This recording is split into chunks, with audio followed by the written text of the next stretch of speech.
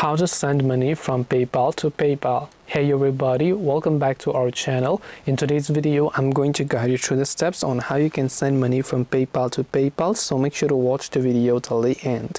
Now, if you would like to send money from PayPal to PayPal, all you have to do is go ahead and then first of all, make sure to launch the PayPal application over here.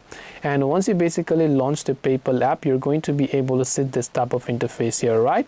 Now here you can see this pay from your phone, so you can just tap on the send now option over here. And once you tap on send now, you can simply enter the name of the person you'd like to send the money to.